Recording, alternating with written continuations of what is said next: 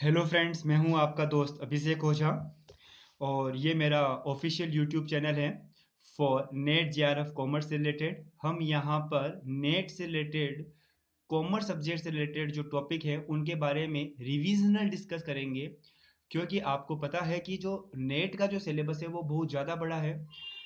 और अगर आप सभी टॉपिक का रिवीजन भी कर लेते हो तो भी आप इजीली एग्जाम में क्वेश्चन अटेम्प्ट कर पाते हो, क्योंकि जो क्वेश्चन आते हैं वो अधिकतर क्वेश्चन बेस से रिलेटेड आते हैं, ज़्यादा डीपली नहीं आते हैं। और अगर आप रिविजनल कोर्स के अंदर उनका बेस क्लियर कर लेते हो तो आप के उनको सही करने के चांसेस बहुत ज़्यादा बढ़ जाते हैं। तो हम यहाँ इस चैनल के ऊपर यही डिस्कस करेंगे, इस चैनल के ऊपर हम यही डिस्कस करेंगे, जितने भी आपके नेट से रिलेटेड टॉपिक हैं उनका हम यहाँ पर रिवीजन करेंगे, वो भी एकदम रैपिडली। नोट्स मैंने पहले ही बना रखे हैं, इन नोट्स का हम अच्छे से डिस्कशन करेंगे। मेरा नाम अभिषेक ओझा है और हेल्पलाइन नंबर है 7877888007। यहाँ पर मैं एक व्हाट्सएप ग्रुप भी चलाता हूँ फॉर नेट जेआरएफ कॉमर्स के लिए।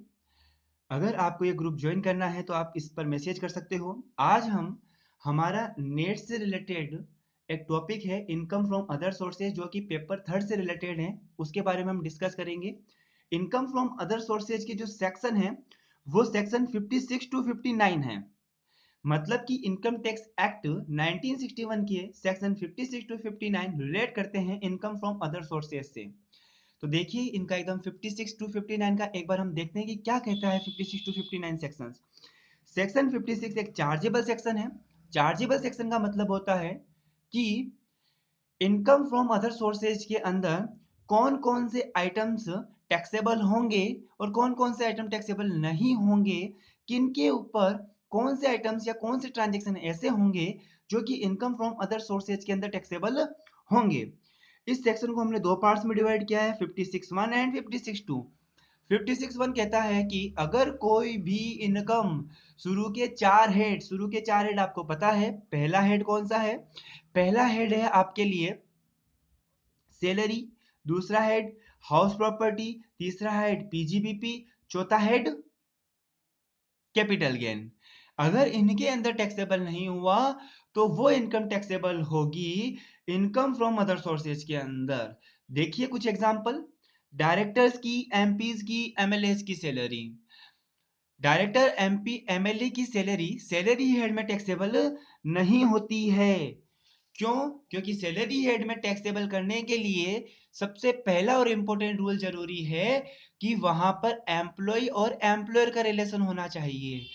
जबकि डायरेक्टर, एमपी और एमएलए इसको जो सैलरी मिलती है यहाँ पर एम्प्लॉयर और एम्प्लॉयर का रिलेशन नहीं रहता है, इस वजह से ये इनकम फ्रॉम सैलरी हेड के अंदर टैक्सेबल नहीं होगी। और ये कहाँ टैक्सेबल होगी? यह टैक्सेबल होगी इनकम फ्रॉम अदर सोर्सेज के अंदर। सेकंड हम बात करते हैं rent from vacant land, income from subletting. अगर आपने अपनी प्रॉपर्टी किसी को लेट आउट की है तो उससे आपको जो इनकम मिलती है वो तो आपके इनकम फ्रॉम हाउस प्रॉपर्टी में टैक्सेबल होगी, लेकिन आपके किराएदार ने भी आपकी प्रॉपर्टी को और आगे, मतलब कि आपने पूरा घर दे रखा था किराएदार को, किराएदार ने उस पूरे घर में से एक कमरा किसी और पर्सन को क्या कर दिया, किराए पर दे दिया। तो उससे जो किराएदार को जो इनकम होगी वो कहलाई जाएगी इनकम फ्रॉम सबलेटिंग। और किराएदार के लिए यह इनकम, किराएदार के लिए income income from house property में टैक्सेबल नहीं होगी, क्योंकि इनकम फ्रॉम हाउस प्रॉपर्टी में टैक्सेबल होने के लिए जरूरी है कि आप उस प्रॉपर्टी के ओनर हो, जबकि जो किराएदार होता है वो प्रॉपर्टी का ओनर नहीं होता है और उसको उसकी सब लेटिंग से जो इनकम मिलती है वो इनकम फ्रॉम अदर सोर्सेज में टैक्सेबल होगी। इंटरेस्ट मिलता है, रॉयल्टी मिलता है, कमीशन मिलता है। कमीशन अगर एम्प्लॉयर के अलावा किसी को मिलता है तो वो इनकम फ्रॉम अदर सोर्सेज में टैक्सेबल होगा। अगर कमीशन एम्प्लॉयर को मिलता है तो वो पीजीबीपी हेड के अंदर टैक्सेबल होता है। कमीशन जैसे आप एक इंश्योरेंस एजेंट हो और आपको कमीशन मिल रहा है, कहाँ पर टैक्सेबल होगा रे? टैक्सेबल होगा इनकम फ्रॉम अदर सोर्सेज के अंदर। एग्रीकल्चर इनकम, एग्रीकल्चर इनकम अगर इंडिया की एग्रीकल्चर इनकम है वो तो सेक्शन 10A के अंदर एग्जेम्प्ट है, ये भी क्वेश्चन पूछा गया है नेट जेआरएफ के अंदर। लेकिन अगर कोई फॉरेन की एग्रीकल्चर इनकम है तो वो इनकम फ्रॉम अदर सोर्सेज के अंदर टैक्सेबल होगी। Income from owning and maintaining race horse, अगर किसी भी घोड़ों की दौड़ से जो इनकम होती है वो भी टैक्सेबल होगी इनकम फ्रॉम अदर सोर्सेज के अंदर। 56(2) कहता है कि कुछ इनकम तो भाई साहब हमेशा ही इनकम फ्रॉम अदर सोर्सेज के अंदर टैक्सेबल होगी। गिफ्ट, अगर आपने किसी से गिफ्ट पाया है, डिविडेंड पाया है, आपने अपने प्लांट को रेंट पर दे दिया है, किसको रेंट पर दिया है साहब? प्लांट को। प्लांट को अगर आपने रेंट पर दे दिया है, उससे जो इनकम होती है वो भी इनकम फ्रॉम अदर सोर्सेज के अंदर टैक्सेबल होगी। और लॉटरी इनकम, अगर आपने किसी भी तरह की लॉटरी इनकम कमाई है वो भी इनकम फ्रॉम अदर सोर्सेज के अंदर टैक्सेबल होगी। नो डिडक्शन वाला पॉइंट अभी डिस्कस करते हैं। सेक्शन 57 कहता है कि कौन कौन से खर्चों की डिडक्शन मिल जाएगी जब आप इनकम फ्रॉम अदर सोर्सेज में इनकम को टैक्सेबल करते हो। सर जी अपना एक सिंपल सा रूल है, टैक्स का एक सिंपल सा रूल है, अगर आपने कोई भी इनकम पाई है, अगर आपने कोई भी इनकम पाई है जो कि टैक्सेबल है टैक्स के अंदर, और उसको पाने के लिए अगर आपने कोई भी खर्चा किया है तो वो डिडक्ट हो जाएगी उस इनकम में से। मतलब कि नेट इनकम क्या होती है सर जी? टैक्सेबल होती है।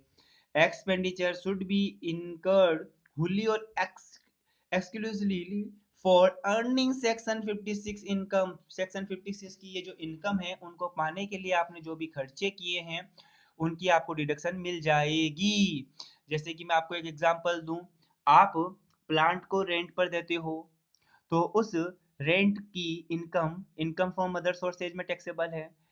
तो प्लांट से रिलेटेड जो खर्चा है जैसे कि प्लांट का डेप्रिसिएशन हुआ, उसकी आपको डिडक्शन मिल जाएगी, उसकी आपको डिडक्शन मिल जाएगी अंडर द सेक्शन 57।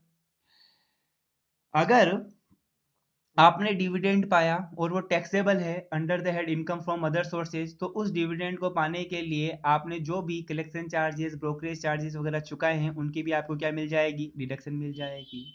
लेकिन इंपॉर्टेंट बात, सबसे इंपॉर्टेंट, महा इंपॉर्टेंट, अगर आपने लॉटरी इनकम कमाई है और लॉटरी इनकम को पाने से रिलेटेड कुछ खर्चे किए हैं तो सर जी उनकी डिडक्शन नहीं मिलेगी। जैसे कि लॉटरी इनकम को पाने के लिए आपने टिकट खरीदा लॉटरी का, तो उसकी डिडक्शन आपको नहीं मिलेगी। आइए कुछ एग्जांपल देखते हैं। Interest on loan taken from purchase on bond, collection charges, contribution towards PPF. यह कंट्रीब्यूशन टूवर्ड्स पीपीएफ है in case of directors, MPs, MLA salary.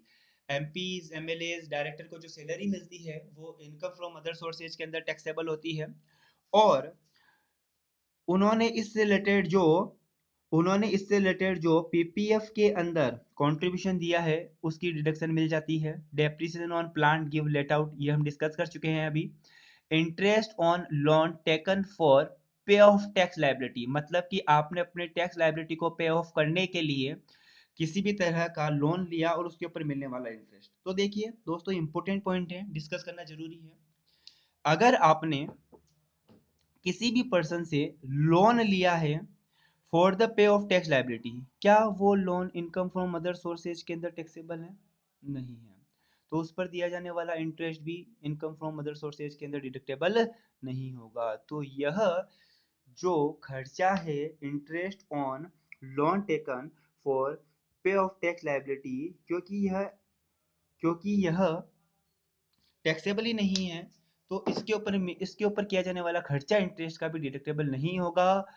यह क्वेश्चन पूछा गया है नेट जेआरएफ के अंदर, इस वजह से मैंने इसको यहाँ पर लिखा है, क्योंकि बाकी तो 3 ऑप्शन तो वो आएंगे जिनकी डिडक्शन मिलेगी और एक ऑप्शन ऐसा आएगा जिसकी डिडक्शन नहीं मिलेगी। फैमिली पेंशन, फैमिली पेंशन, अगर सपोज करो कोई एम्प्लॉय है, उसकी वो मर जाता है और उसको परिवार को पेंशन मिलती है तो वो इनकम फ्रॉम अदर सोर्सेज में टैक्सेबल होती है। फैमिली पेंशन के अंदर भी डिडक्शन मिलती है। जितनी भी फैमिली पेंशन मिलती है उसका 33.33 मतलब कि 1/3 आपका डिडक्शन मिलता है, लेकिन मैक्सिमम मिलता है 15,000 तक।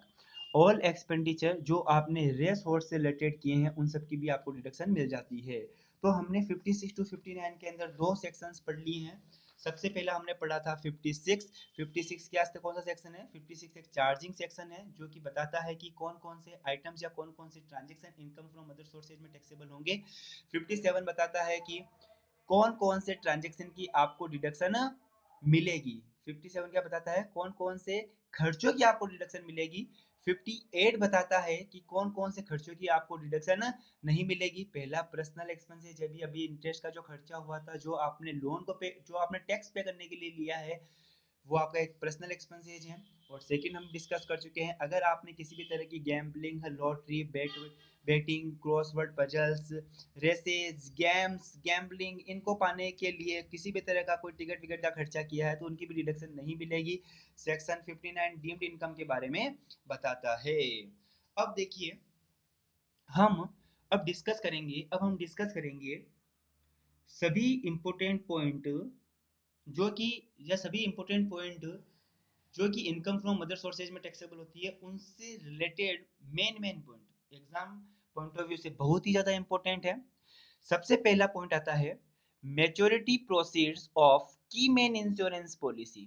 कंपनीज क्या करती हैं, अपने जो इंपॉर्टेंट एम्प्लॉइज होते हैं उनका क्या करवा लेती है? इंश्योरेंस करवा लेती है कि यार कभी मर गया ये तो इसकी भरपाई जो इंश्योरेंस कंपनी रुपए देगी उससे करने की कोशिश करेंगे। अगर उसकी मैच्योरिटी अमाउंट रिसीव्ड करता है एसएससी, मतलब खुद कंपनी रिसीव करती है, तो यह टैक्सेबल होगी बिजनेस हेड के तहत सेक्शन 28 में। अगर एम्प्लॉय खुद रिसीव करता है, कीमेन पर्सन या इंश्योर कीमेन जो पर्सन है वो खुद रिसीव करता है, तो सैलरी हेड में अंडर सेक्शन 17(3). लेकिन अगर उसके लीगल हायर्स यह मैच्योरिटी अमाउंट रिसीव करते हैं on the death of keyman employees, तो यह टैक्सेबल होगी इनकम फ्रॉम अदर सोर्सेज के अंदर। और टैक्सेबल करने का सेक्शन कौन सा है? 56। क्लियर है मेरी बात? सेकंड आता है इंटरेस्ट ऑन सिक्योरिटीज। हमने पढ़ा है शेयर्स, बॉन्ड्स, डिबेंचर्स, उनके ऊपर मिलने वाला जो इंटरेस्ट है वो इनकम फ्रॉम अदर सोर्सेज के अंदर टैक्सेबल होता है। अब वो इनकम फ्रॉम अदर सोर्सेज के अंदर टैक्सेबल होगा या नहीं होगा, ये डिपेंड करेगा कि आपने अपनी सिक्योरिटीज कैसे हेल्ड कर रखी है। अगर आपने अपनी सिक्योरिटीज स्टॉक इन ट्रेड की तरह हेल्ड कर रखी है तो यह टैक्सेबल होगा पीजीबीपी के अंदर under the section 28 to 44D। अगर अगर आपने उसको हेल्ड कर रखा है for the purpose of the investment तो ये टैक्सेबल होगा इफोर्स इनकम फ्रॉम अदर सोर्सेज के अंदर। सेक्शन है 56 टू 59। क्लियर है मेरी बात?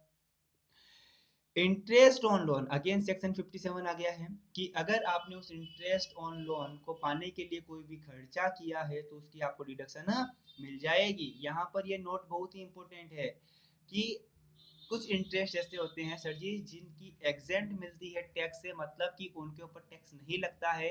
सबसे पहला और इम्पोर्टेंट है पोस्ट ऑफिस की स्कीम्स। पोस्ट ऑफिस की स्कीम्स को दो पार्ट्स में डिवाइड किया गया है, फुल एग्जाम्शन और पार्शियल एग्जाम्शन। फुल एग्जाम्शन किस किस केस में मिलेगी? फुल एग्जाम्शन मिलेगी अगर cash certificate, fixed deposit, cumulative deposit account के ऊपर आपको इंटरेस्ट मिला है पोस्ट ऑफिस स्कीम्स के। पार्शियल एग्जाम्शन मिलेगी सेविंग अकाउंट पे। सेविंग अकाउंट दो तरह के हो सकते हैं, सिंगल और ज्वाइंट। सिंगल है तो 3500 रुपए तक की एग्जाम्शन मिलेगी और ज्वाइंट है तो 7000 रुपए तक की एग्जाम्शन मिलेगी। सेकेंड इंपॉर्टेंट नोट है इंटरेस्ट ऑन सिक्योरिटीज में, सेकेंड इंपॉर्टेंट नोट है interest on government securities. Government securities के बारे में स्टूडेंट सोचते हैं, आ सकता है एग्जाम में क्वेश्चन, स्टूडेंट सोचते हैं कि interest on government securities tax free है, लेकिन टैक्स फ्री नहीं है। केवल और केवल दो interest on government securities tax free है, interest on RBI relief bond और इंटरेस्ट ऑन गवर्नमेंट बॉन्ड्स। बाकी सभी तरह की गवर्नमेंट सिक्योरिटीज जो होती है, आरबीआई रिलीफ बॉन्ड और गोल्ड बॉन्ड को छोड़कर, उनके ऊपर जो इंटरेस्ट मिलता है वो इनकम फ्रॉम अदर सोर्सेज में टैक्सेबल होता है। सेक्शन 10(4) थर्ड नोट है इंटरेस्ट ऑन सिक्योरिटीज के ऊपर। थर्ड नोट है section 10(4) interest on NR external account is fully exempt from tax. मतलब कि जो एनआरआई का जो एक्सटर्नल अकाउंट होता है उसके अंदर मिलने वाला इंटरेस्ट फुली एग्जाम्ड होता है टैक्स से।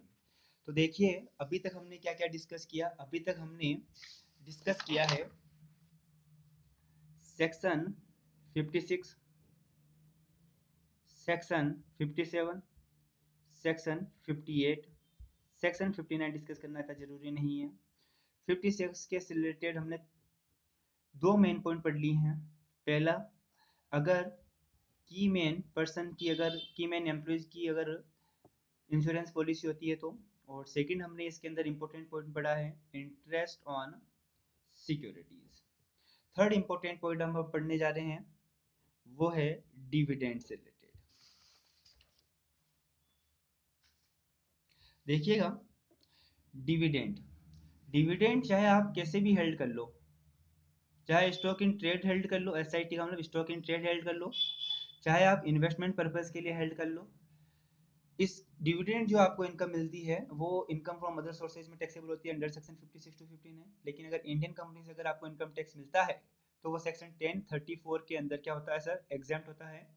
फॉरेन कंपनी से अगर आपको इनकम टैक्स मिलता है तो वो टैक्सेबल होगा। वो की वही बात आ गई सेक्शन 57। इस को डिविडेंड को पाने से रिलेटेड अगर कोई भी खर्चे होते हैं उनकी आपको डिडक्शन मिल जाएगी। इंटरिम डिविडेंड जिस साल रिसीव होता है उस साल टैक्सेबल होगा। फाइनल डिविडेंड जिस साल डिक्लेयर होता है उस साल टैक्सेबल होगा। सेक्शन 1035 कहता है अगर आपको म्यूचुअल फंड की यूनिट से किसी भी तरह की कोई भी इनकम होती है तो वो एग्जेम्प्ट है टैक्स, टैक्स से अंडर द सेक्शन 1035। क्लियर है मेरी बात? अब सबसे इंपॉर्टेंट जो पॉइंट है वो हम डिस्कस करने वाले हैं वो है गिफ्ट से रिलेटेड। अगेन मैं बता दूं, हम यहाँ पर डिस्कस कर रहे हैं, रिवीजन कर रहे हैं इनकम फ्रॉम अदर सोर्सेज का फॉर यूजीसी नेट कॉमर्स के लिए और अदर जो एग्जाम कम्पिटिटिव एग्जाम हैं जिनमें टैक्स आती है उनके लिए। मैं हूँ सी एस अभिषेक ओझा। हेल्पलाइन नंबर है 7877888007। यहाँ पर मैं अपना व्हाट्सएप ग्रुप भी चलाता हूँ, आप यहाँ पर मैसेज करके मेरे व्हाट्सएप ग्रुप के अंदर ज्वाइन हो सकते हो। सेक्शन 56 टू रिलेटेड है गिफ्ट से। गिफ्ट का मतलब होता है विदाउट कंसिडरेशन जो मिलता है या फिर विद कंसिडरेशन मिलता है। गिफ्ट विद कंसिडरेशन भी मिल सकता है। अगर विद कंसिडरेशन मिला है विद एडिक्वेट कंसिडरेशन, मतलब कि 50,000 की चीज थी 50,000 में ही मिली है तो वो गिफ्ट नहीं कहलाएगी। लेकिन अगर 50,000 की चीज इन एडिक्वेट कंसिडरेशन में मिलती है, 40,000 में मिलती है तो वो हमारे लिए एज ए गिफ्ट कंसिडर की जाएगी। जो 10,000 वाला पोर्शन है वो इंपॉर्टेंट बात है। अगर यह जो गिफ्ट आपको मिलता है वो किसके हैंड में टैक्सेबल होता है, इफ एन इंडिविजुअल और एचयूएफ रिसीव, मतलब कि गिफ्ट को रिसीव करने वाला कौन होना चाहिए, इंडिविजुअल और एचयूएफ होना चाहिए। क्या रिसीव करता है, कुछ रुपए रिसीव करता है या कुछ प्रॉपर्टी। यहाँ पर प्रॉपर्टी इंपॉर्टेंट है कि प्रॉपर्टी किसको बोला गया है, विदाउट कंसिडरेशन या विद इनएडिक्वेट कंसिडरेशन। अगर एडिक्वेट कंसिडरेशन से अगर आपने कोई चीज पाई है, 5 रुपए का पार्ले जी का बिस्किट 5 रुपए में ही पाया है तो कोई एहसान थोड़ी ना किया है रे। लेकिन अगर इन एडिक्वेट कंसिडरेशन में अगर आपने गिफ्ट पाया है, इन एडिक्वेट कंसिडरेशन में गिफ्ट पाया है तो जो डिफरेंस है इन एडिक्वेट कंसिडरेशन का वो एज ए गिफ्ट आपके कंसिडर किया जाएगा। Then it is chargeable to tax in the heads of recipient, मतलब कि पाने वाले के हेड में टैक्स और लगेगा under the head of IFOS. Recipient क्या होना चाहिए, इंडिविजुअल और एचयूएफ। ये क्वेश्चन आपके नेट एग्जाम में पूछा गया है कि जो गिफ्ट पाया जाता है वो किसके हैंड में टैक्सेबल होता है, A individual, B individual and HUF, C HUF, D individual HUF and company. तो इसका राइट आंसर होता है इंडिविजुअल और एचयूएफ ओनली। आई बात समझ में? प्रॉपर्टी का मतलब होता है इमूवेबल प्रॉपर्टी, मतलब कि सभी इमूवेबल प्रॉपर्टीज जैसे कि बिल्डिंग हुआ, लैंड हुआ, वो सब प्रॉपर्टीज में शामिल है। मूवेबल प्रॉपर्टी शामिल नहीं है, लेकिन मूवेबल प्रॉपर्टीज में केवल केवल ये प्रॉपर्टी शामिल है, shares and securities, shares, debentures, bond, jewellery, archaeological collection, drawings, paintings और एनी वर्क ऑफ आर्ट। अगर आप इन चीज़ों को एज ए गिफ्ट देते हो तो वो टैक्सेबल होगी रिसिपेंट के हाथ में income from the other sources के अंदर। लेकिन अगर सपोज करो आपने गिफ्ट दी कार, मोबाइल, लैपटॉप, ये सभी मूवेबल प्रॉपर्टीज हैं और इनके अंदर शामिल नहीं है। शेयर सिक्योरिटीज में, ज्वेलरी में, आर्कोलॉजिकल में, ड्राइंग, पेंटिंग और एनी वर्क ऑफ आर्ट के अंदर। तो इस वजह से अंडर सेक्शन 56(2) ये income from other sources, income from other sources के अंदर टैक्सेबल नहीं होगी। मतलब कि ये चीजें गिफ्ट के अंदर दी जाएगी तभी जाकर सेक्शन 56(2) गिफ्ट वाला एप्लीकेबल होगा। देखिए, अपने जो केस बनते हैं आप गिफ्ट में क्या दे सकते हो? मनी दे सकते हो, मूवेबल प्रॉपर्टी दे सकते हो, विदाउट कंसिडरेशन दे सकते हो, विथ इनएडिक्वेट कंसिडरेशन दे सकते हो। मूवेबल प्रॉपर्टी के अंदर बताया गया है ज्वेलरी होना चाहिए, आर्कियोलॉजिकल वर्क होना चाहिए, ड्राइंग्स होनी चाहिए, पेंटिंग होनी चाहिए और एनी अदर आर्ट वर्क होना चाहिए। इनके अलावा और कोई भी मूवेबल प्रॉपर्टी काम नहीं करेगी गिफ्ट के अंदर।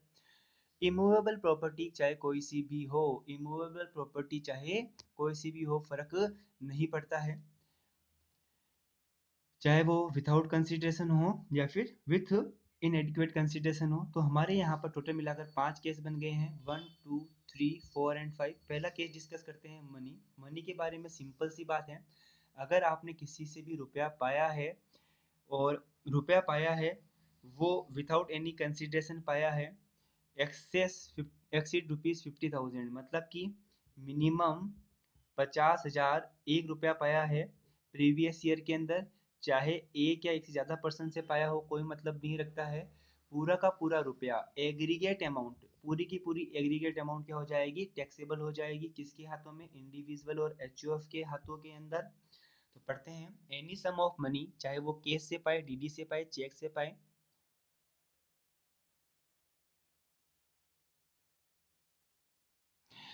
aggregate amount of money received by an individual or HUF without consideration from one or more person during the previous year exceed ₹50,000, मतलब कि कम से कम 50,000 एक होना चाहिए। तो यह अमाउंट टैक्सेबल होगी रिसिपेंट के हाथों में। जैसे कि ए ने बी को 40,000 रुपये दिए बिना किसी कंसिडरेशन के, तो कुछ भी टैक्सेबल नहीं होगा। ए ने बी को 50,000 रुपये दिए तो भी टैक्सेबल नहीं होगा। ए ने बी को 51,000 रुपये दिए तो पूरे के पूरे एग्रीगेट अमाउंट 51,000 टैक्सेबल हो जाएगी। एक से ज़्यादा पर्सन से पाता है तो भी टैक्सेबल होती है। जैसे कि बी ने ए से, सी से, डी से, ई से 10 10 10 10 और अब से भी 10 10 हज़ार पाए, तो पांचों से मिलाकर तो 50,000 हुए। लेकिन जी मतलब कि लड़की ने उसको एक रुपया भी दे दिया तो 50,000 एक हो गया और पूरे के पूरे 50,000 एक टैक्सेबल हो जाएगी। लड़कियों से अब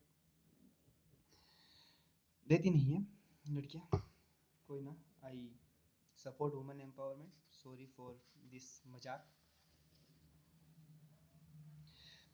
C2, मूवेबल प्रॉपर्टी अगर आप पाते हो विदाउट कंसिडरेशन, अगर आप मूवेबल प्रॉपर्टी पाते हो बिना किसी कंसिडरेशन के,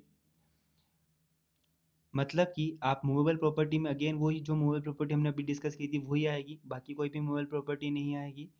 तो एग्रीगेट फेयर मार्केट वैल्यू उस प्रॉपर्टी की पूरी टैक्सेबल हो जाएगी। अगर आपने जो प्रॉपर्टी पाई है उसकी अमाउंट किससे ज़्यादा होगी? 50,000 रुपये से ज़्यादा होगी। जैसे कि कपिल है, उसने अभिषेक को एक कार दी 5 लाख रुपए की, कुछ भी टैक्सेबल नहीं होगा क्योंकि ये जो कार है वो प्रॉपर्टी की डेफिनेशन में शामिल नहीं होती है।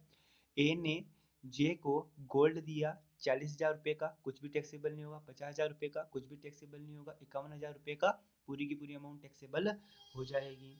तीसरी हम बात करते हैं कि अगर आपने मूवेबल प्रॉपर्टी रिसीव की है लेकिन कुछ कंसीडरेशन दिया है लेकिन वो इनएडिक्वेट कंसीडरेशन है, तो उसकी जो फेयर मार्केट वैल्यू होती है और आपने जो कंसीडरेशन लिया है उनका जो डिफरेंस होता है, अगर वो 50,000 से ज़्यादा हुआ तो पूरा का पूरा डिफरेंस क्या हो जाएगा? टैक्सेबल हो जाएगा। जैसे कि ए ने बी को गोल्ड दिया था, 20,000 रुपये लिए थे लेकिन मार्केट वैल्यू थी 50,000, 30,000 डिफरेंस आया, कुछ भी टैक्सेबल नहीं होगा।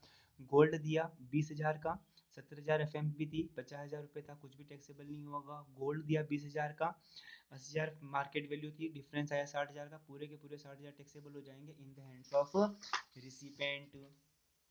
Next to case, case number 4 कहता है कि अगर आप इमूवेबल प्रॉपर्टी पाते हो, इमूवेबल प्रॉपर्टी पाते हो कि बिना किसी कंसिडरेशन के, तो उसमें हम फेयर मार्केट वैल्यू ध्यान रखें, उसकी स्टाम्प ड्यूटी वैल्यू देखते हैं। और यहाँ पर एग्रीगेट वर्ड भी यूज़ नहीं किया गया, मतलब कि सेपरेटली देखेंगे। अगर उस इमूवेबल प्रॉपर्टी की कीमत, स्टाम्प ड्यूटी की जो कीमत है, स्टाम्प ड्यूटी वैल्यू 50,000 से ज़्यादा है तो पूरी की पूरी अमाउंट टैक्सेबल हो जाएगी रिसिपेंट के केस में।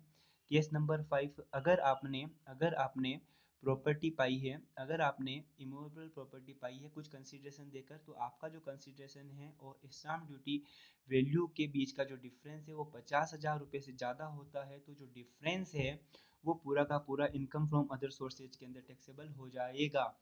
लेकिन कुछ गिफ्ट ऐसे होते हैं जो जेन्युइन गिफ्ट होते हैं, उनको आप टैक्सेबल नहीं करते हो under the head of income from other sources gift के सेक्शन के अंदर। जैसे कि रिलेटिव से गिफ्ट पाया, और रिलेटिव में सभी रिलेटिव जितने भी आज के जान पहचान है ना, सभी रिलेटिव को डेफिनेशन याद मत करना।